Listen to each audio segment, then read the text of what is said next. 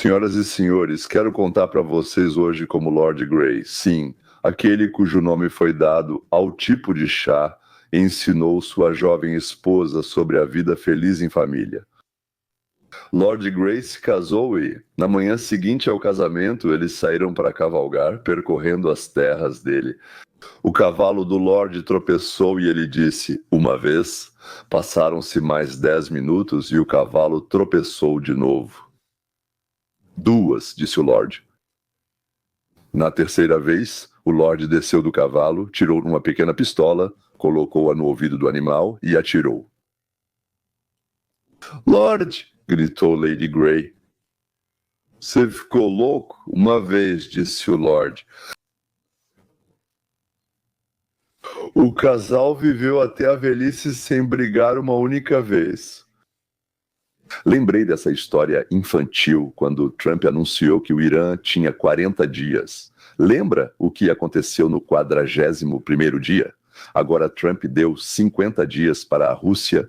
Bem, afinal de contas, o país é maior do que o Irã, né? E tem idiotas que já estão perguntando, o que vai acontecer no 51º dia?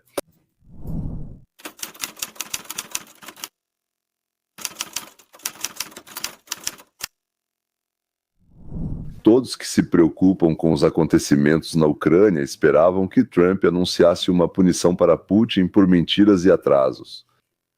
Alguns estão satisfeitos, outros dizem que é pouco e tarde demais, e alguns simplesmente odeiam por odiar. Bem, um odeia a Ucrânia, outro odeia Putin e o terceiro odeia Trump. Assim, não importa quem odeia quem, mas sempre tem alguém odiando alguém. Todos eles gritam que, além de fuzilar aquele que odeiam, não é possível fazer absolutamente mais nada. O mundo está à beira da Terceira Guerra Mundial. Na verdade, a China está com problemas econômicos e ainda por cima com o poder do seu secretário-geral balançando. O Irã está à beira, eu diria, se não de guerras civis, então de golpes internos, agitações, conspirações, e a Rússia, que está perdendo o chão sob seus pés.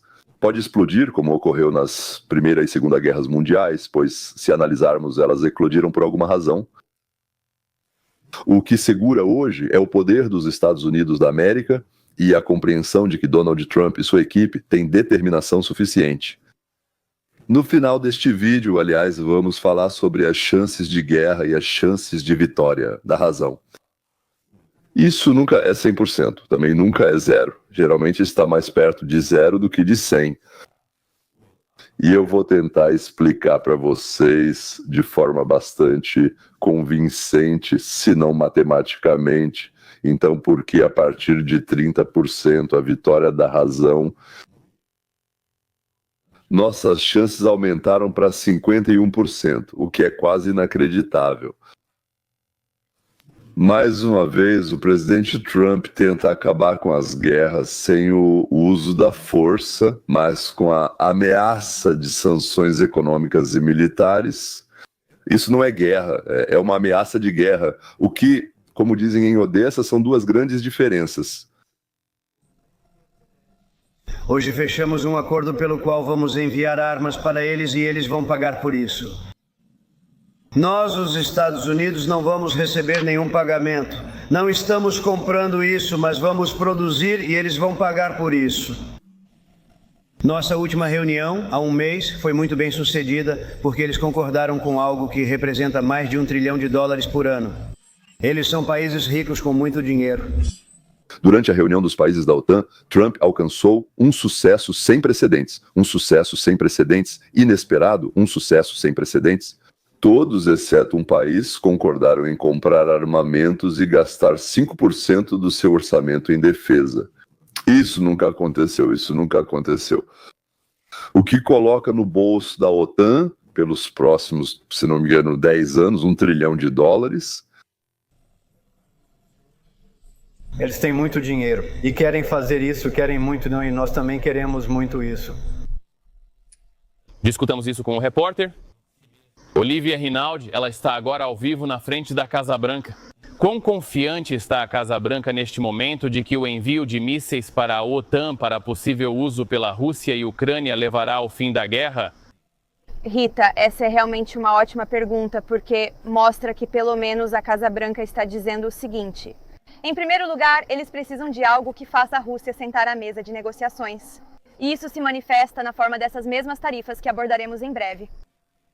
Mas esse novo pacote de armamentos também é extremamente necessário para os ucranianos, que continuam sendo bombardeados pelos russos. No momento, já não se trata mais de saber se eles sabem que isso vai acabar em guerra, mas sim de perceberem o quão grave é a situação no local. E o presidente está mudando sua posição em relação à ajuda aos ucranianos. Ele afirmou antes que não daria mais ajuda militar à Ucrânia, e agora, de repente, ele está aqui na Casa Branca, junto com o secretário-geral da OTAN, anunciando um novo pacote de armamentos que, basicamente, ele vai enviar para a OTAN. E então os países europeus membros da OTAN vão pagar por isso e enviar para a Ucrânia. É uma forma complexa de solucionar o problema, mas essencialmente protege o Trump no âmbito político. Da promessa dele de não enviar ajuda militar para a Ucrânia, mas ao mesmo tempo fornece à Ucrânia as armas de que ela precisa urgentemente, já que continua sendo atacada por mísseis russos. Trump não queria enviar armas para a Ucrânia, porque a Ucrânia tinha objetivos irreais, como libertar 100% do seu território dos invasores. Para isso, seria necessário que começasse a Terceira Guerra Mundial. E nem a Europa, nem os Estados Unidos da América estão preparados para isso, porque novas e novas armas levavam a novas e novas mortes e destruições. Enquanto os Estados Unidos da América achavam que, quando a Ucrânia estivesse psicologicamente pronta para negociações, a Rússia também se sentaria à mesa com a intenção de parar a guerra. Bem, está claro que a Rússia tomou algo e quer conseguir algo. Então nós, portanto, não enviamos novas armas para Kiev. Mas no dia 8 de julho deste ano, como dizem, Trump informou que as esperanças de que Putin esteja dizendo a verdade, tanto para ele, Trump, quanto para seus colegas, não restaram mais.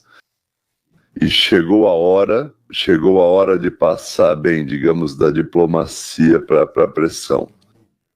Para ser preciso, sim, mas antes de tudo, garantir a proteção das cidades ucranianas contra os bombardeios massivos com os quais Putin está atacando agora.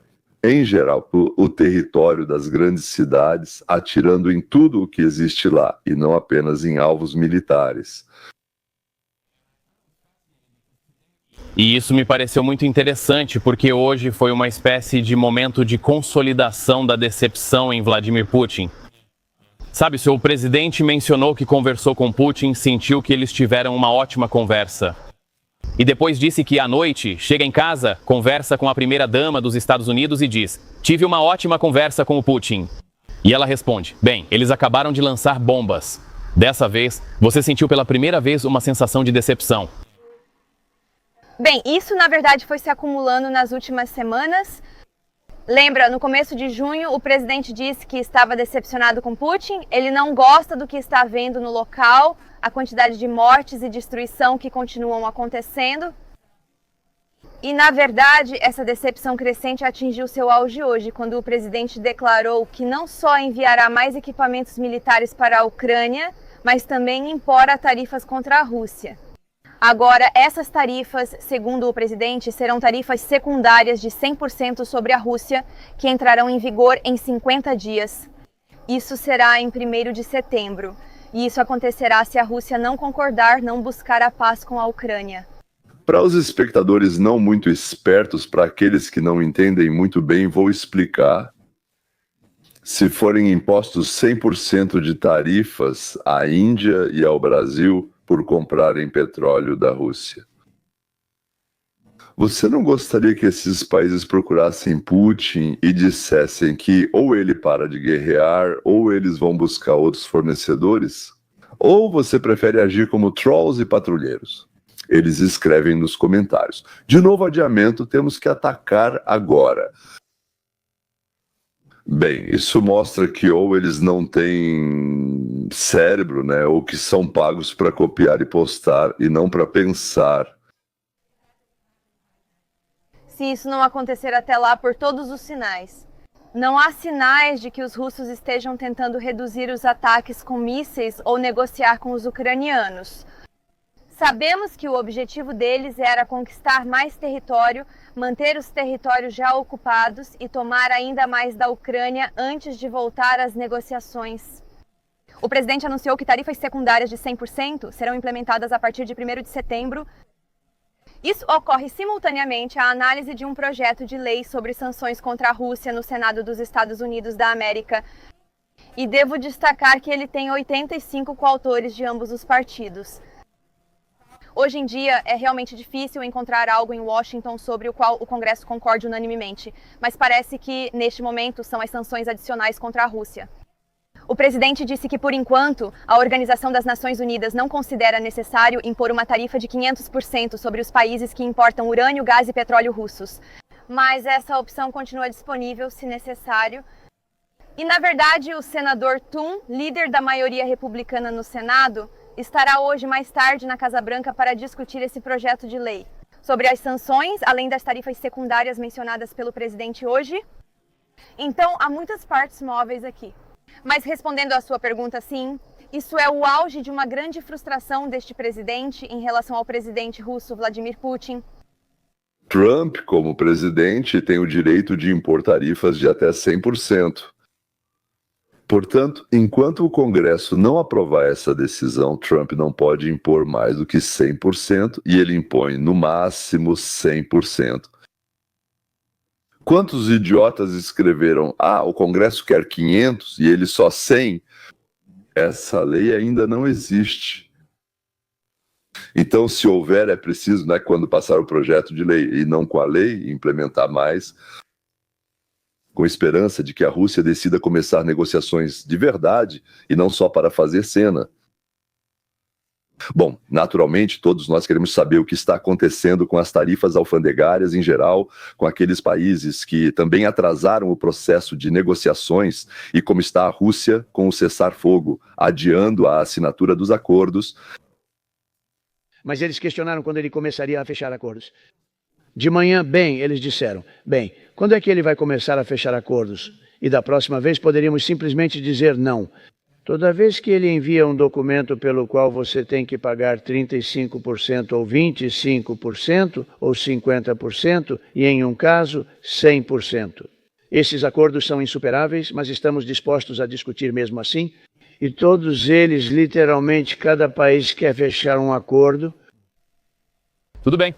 Então, o presidente diz, usando as palavras dele, cada país quer fechar um acordo, mas não ouvimos falar de muitos acordos anunciados.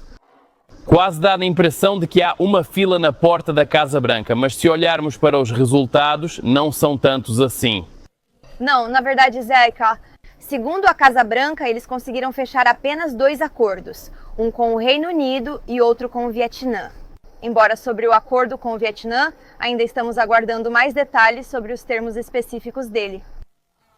Sabemos que se tratava de barreiras não tarifárias, que segundo eles serão removidas, mas além disso, há muito poucos detalhes. A Casa Branca afirma que, após o envio dessas cartas, os países literalmente farão fila para fechar acordos com os Estados Unidos.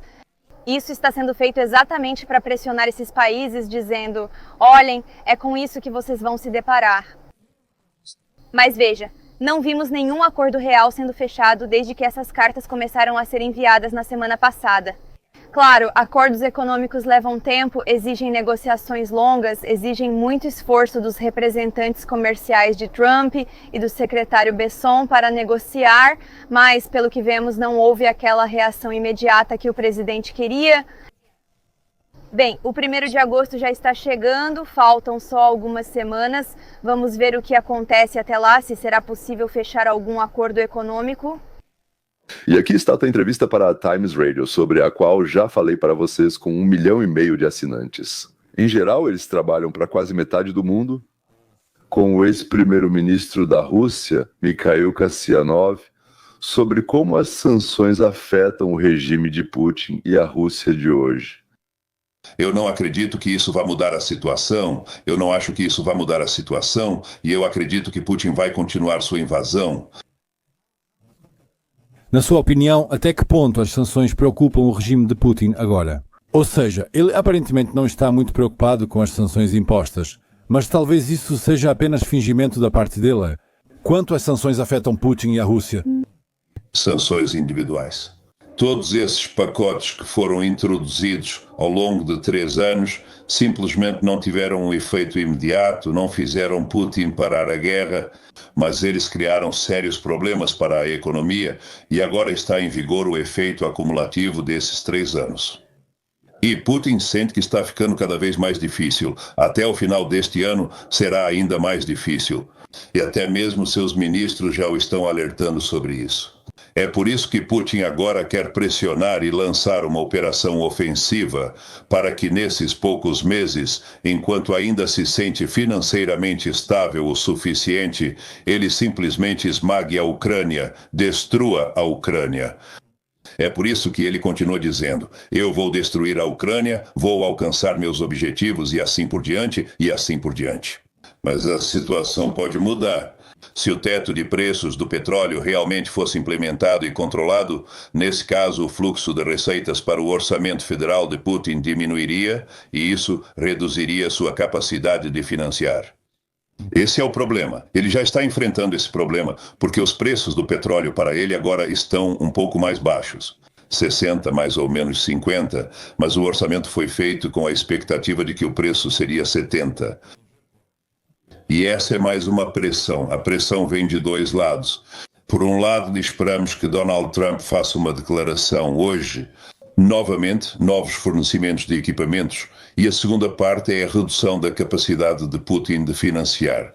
Isso significa a redução do seu fluxo de moeda estrangeira. Perceba, já conversamos mais de uma vez sobre o fato de que Putin vê as nuvens se formando e tenta resolver as questões urgentemente. Bem, território, exigências à Ucrânia, ao mundo, que em meio ano ou em 1 ano ele não terá forças para resolver. Se você sabe que vai encerrar a guerra em 4 a 6 meses, então não precisa economizar munição, certo? Pode usá-la agora, como se você tivesse uma quantidade absolutamente inacreditável delas e qualquer quantidade chega para ser usada depois, em vez de guardá-las como reserva. Só isso já deveria ter levado os observadores a algumas reflexões. Putin não tem pessoas para a guerra. Bem, Putin não tem pessoas para trabalhar. Todas as pessoas agora estão simplesmente sendo transferidas dos setores civis para a indústria militar. Sim, eles recebem muito dinheiro, mas os setores civis já estão sendo reduzidos, já estão em declínio. Os dados oficiais do primeiro trimestre mostram que os setores civis já estão sendo reduzidos. Esse é o problema. Esse problema já foi enfrentado por vocês este ano. Até o final do ano, a situação será totalmente diferente. Ou seja, se a Ucrânia resistir, se a Rússia não conquistar a Ucrânia, você acha que até o final do ano Putin talvez até tenha que pedir pela paz, porque ele não vai conseguir continuar fazendo o que está fazendo? Exatamente, né? Se a pressão sobre o regime de Putin aumentar, como já mencionei nessas 2 direções, nesse caso Putin vai se tornar mais flexível. E já agora, eu acho que se essa lei for aprovada no Congresso, quero dizer a iniciativa de Lindsey Graham sobre a imposição de tarifas enormes aos países que compram petróleo russo. Se ela for aprovada, isso se tornará uma ferramenta nas mãos do presidente dos Estados Unidos. Eu não acho que será uma decisão do Congresso. A lei apenas dará ao presidente a possibilidade de agir. Isso é mais uma pressão verbal e não é necessariamente que Trump vá aplicar essas sanções, mas será uma ferramenta de pressão. Claro, isso não fará com que Putin se sente imediatamente à mesa de negociações, mas será uma pressão real, como uma possibilidade, e eu diria uma sanção real que criará um grande problema para ele. Kassianov acredita que Putin não vai correr para fazer concessões quando a nova lei de Graham for implementada. Bem, neste caso, agora estamos falando não apenas da lei de Graham, mas das sanções de 100% que entram em vigor diretamente do Trump em 1º de setembro. Mas então, até esse momento, a lei, claro, já estará pronta. Mas se os países que compram petróleo e gás russos começarem a recusar o petróleo russo novamente, e acrescento por mim mesmo, Se os ucranianos conseguirem destruir com sucesso os petroleiros ilegais que transportam petróleo não autorizado, ou seja, sob sanção da Rússia, até o final de 2025, Putin começará a ter sérios problemas na indústria e nas finanças. E quanto a um possível conflito entre a Rússia e a OTAN, talvez isso seja vantajoso para Putin? Você acredita nisso? Você acredita no Putin? Você acredita que Putin vai iniciar uma guerra contra um país da OTAN? Eu acredito que essa situação só poderia se tornar realidade se o Ocidente permitisse que Putin destruísse a Ucrânia. E se Putin tivesse vencido essa guerra contra a Ucrânia, então ele imediatamente engoliria a Moldávia, que está ao lado e é um país pequeno. Ele testaria o artigo 5 da Carta da OTAN para ver se funciona. Mesmo entre os países que não fazem parte da OTAN, há uma discussão sobre se alguns países estão prontos para ir à Polônia, por exemplo, ou se a Estônia só lutaria ao lado da OTAN. Putin gostaria de testar se isso realmente funciona, mas mesmo entre os membros da OTAN, nem todos acreditam que isso funciona. Ou seja, essa possibilidade existe, não necessariamente uma invasão de tanques, mas alguma outra forma de guerra. Ou seja, organizar um movimento na Lituânia, Letônia, iniciar conflitos lá entre aqueles que querem uma aliança com a Rússia e aqueles que supostamente são nacionalistas, pagando para ambos os lados por esses confrontos. Depois, então, vestir os militares russos com roupas civis e tênis e enviá-los, chamando-os não mais de homenzinhos verdes, mas de homenzinhos marrons ou amarelados e manchados. E tomar o poder na Lituânia, Letônia ou Estônia. E só depois se separar da OTAN, ou talvez até mais interessante, obter acesso a todos os segredos da OTAN através do país capturado. E o que pensam os líderes do Instituto para o Estudo da Guerra em Washington? Aliás, o diretor dele é o general Kyne, sobre quem já falei, que recusou 3 vezes. 3 presidentes diferentes lhe ofereceram o cargo de ministro das Forças Armadas, ministro da Defesa, e ele recusou 3 vezes. Bem, aqui está o que ele pensa sobre tudo isso. Acredito que estamos diante de um grande ponto de virada, testemunhando um momento decisivo nesta guerra. O presidente chegou ao poder com o desejo de estabelecer a paz, especialmente entre a Ucrânia e a Rússia. A Ucrânia, após alguma hesitação no Salão Oval, concordou com o cessar-fogo sem quaisquer condições. Putin adiou isso por meses e o presidente demonstrou enorme paciência. Principalmente porque quando eles conversam entre si, Putin se comporta de forma cordial. Ele fala sobre benefícios econômicos mútuos. Ele diz: "Eu também estou interessado na paz, assim como você, senhor presidente." Mas depois Putin age duramente no campo de batalha. A verdade é que durante todo esse tempo ele só intensificou a guerra, sobretudo contra civis, como todos pudemos ver. E os últimos dias demonstraram o auge dessa escala e o alcance dessa escalada. 500 a 600 alvos no céu, principalmente direcionados a infraestruturas civis. Então, se o presidente ele está frustrado, Putin queria que ele ficasse frustrado, queria que o presidente se afastasse de dano e parasse de apoiar a Ucrânia simplesmente por causa da frustração e a deixasse em paz. Mas isso não está acontecendo. Embora ele tenha conseguido atingir seu objetivo de frustrar o presidente não recua. Na verdade, sabe, ele vai de certa forma mudar o rumo da guerra, porque vai fazer 2 coisas. Primeiro, ele vai aumentar a ajuda militar, permitindo que os europeus comprem nossos sistemas de armamento. Eles têm dinheiro para isso e vão permitir que a Ucrânia os compre deles ou vão entregar esses sistemas diretamente para a Ucrânia. Então vamos fortalecer as capacidades militares da Ucrânia. Isso, acredite, Putin está acompanhando muito de perto os resultados no campo de batalha, porque é nisso que ele está focado. E também daremos permissão ao Senado e, por fim, à Câmara dos Deputados.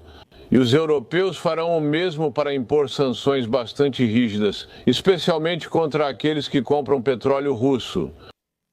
Isso inclui China, Índia e Brasil. O mais importante aqui foi a declaração de que a Europa imporá sanções aos países que compram energia russa, Como eles vão impor sanções a si mesmos, sinceramente, eu não entendo muito bem. Mas China, Índia e Brasil, provavelmente eles estão pensando nisso, né? Conversando entre si de alguma forma nos bastidores. Eu não sei, mas parece que foram encontradas algumas outras fontes alternativas de petróleo e gás russos. Então, juntos formam uma espécie de combo. Então, juntos, esses dois passos representam uma espécie de golpe duplo para impactar diretamente o problema com a Rússia no campo de batalha, assim como a fonte de renda deles, que obviamente é extremamente importante para manter suas tropas treinadas e bem equipadas. Na minha opinião, esse é um ponto de virada crucial que ocorre como resultado das negociações fracassadas com Putin. Para que nossas armas serão usadas? A Ucrânia tem realizado um trabalho notável. A Ucrânia está conduzindo uma defesa notável e bem-sucedida contra uma força que a supera em número no solo em 2 vezes. E Putin intensificou os ataques contra a população civil, o que por si só já é um crime de guerra. E ele aumentou o número de sequestros de crianças e o seu transporte para a Rússia. Estamos falando de cerca de 20 mil pessoas, o que é simplesmente horrível se você pensar sobre isso. Então, sim, por que ele faz isso e por que o foco nos civis? Ele quer quebrar a vontade do povo ucraniano e minar seu apoio ao governo e à guerra para que eles levantem as mãos e digam chega. E isso forçaria Zelensky a fazer concessões sérias aos russos.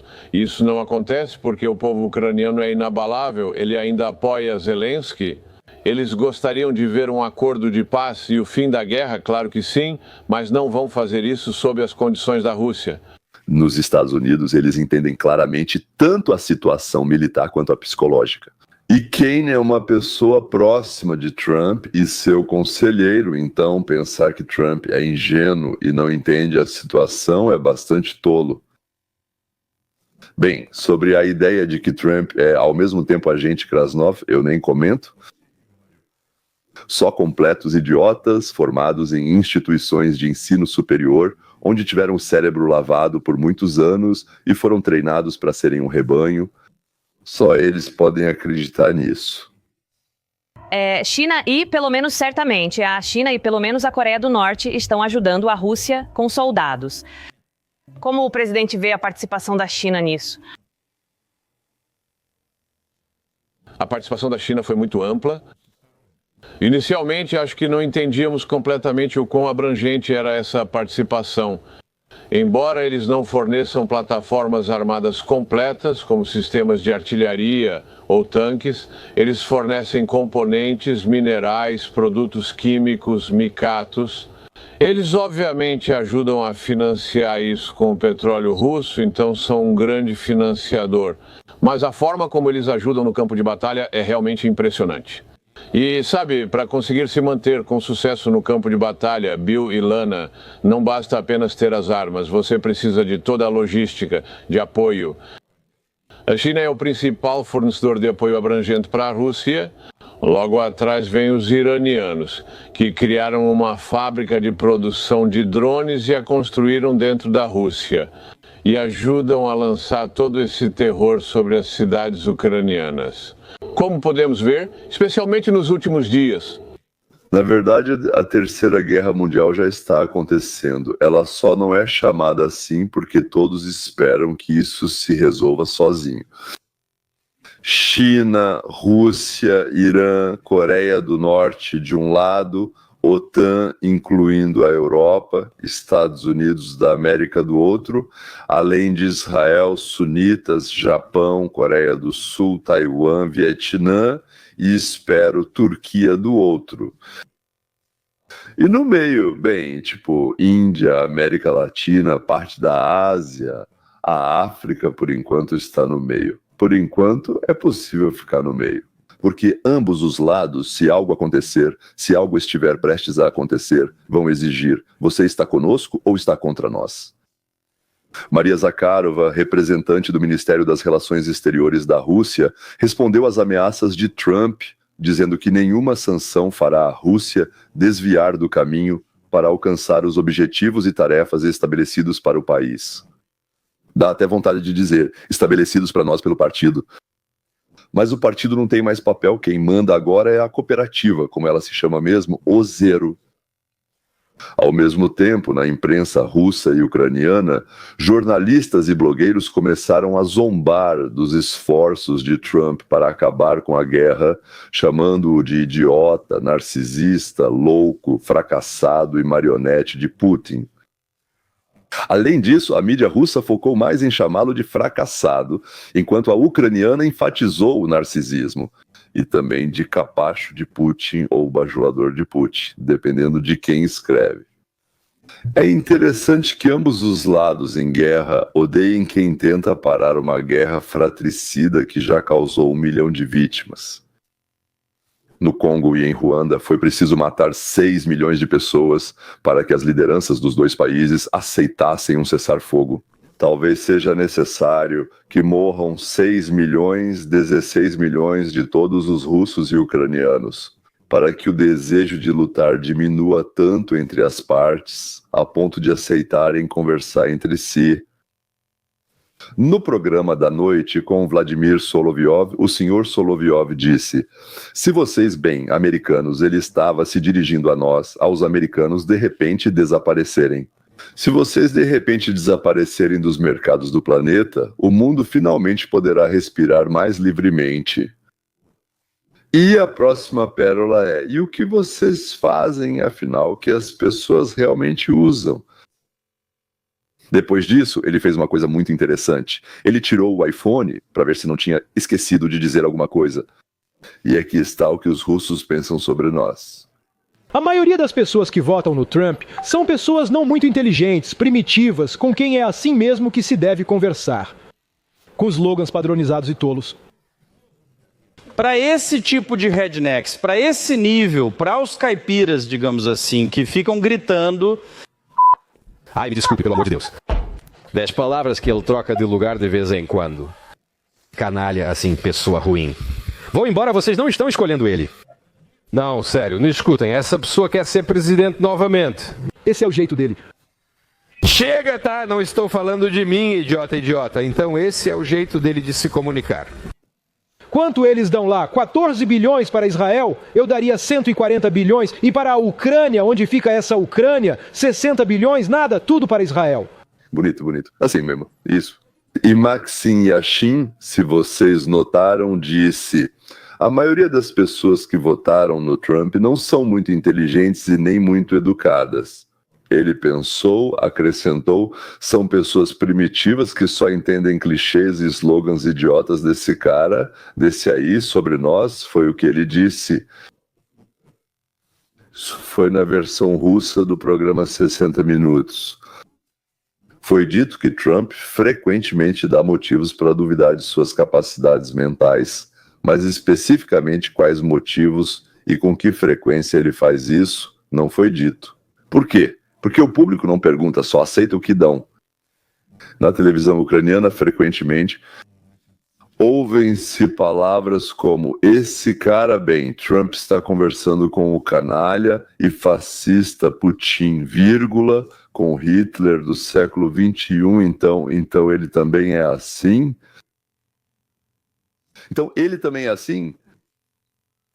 O desejo de Trump de acabar com o massacre provoca um ódio intenso.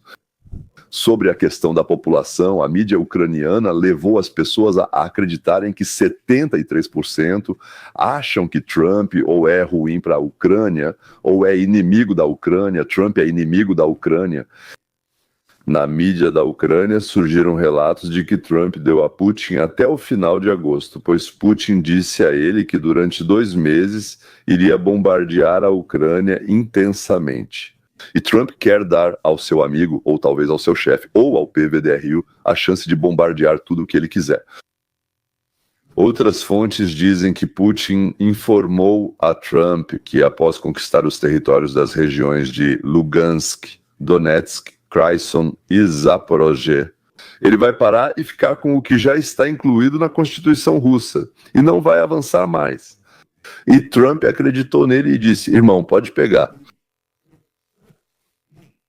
Em outras palavras, tanto a imprensa e a elite ucranianas quanto a imprensa e a elite russas estão fazendo de tudo para convencer Trump, a parar a guerra.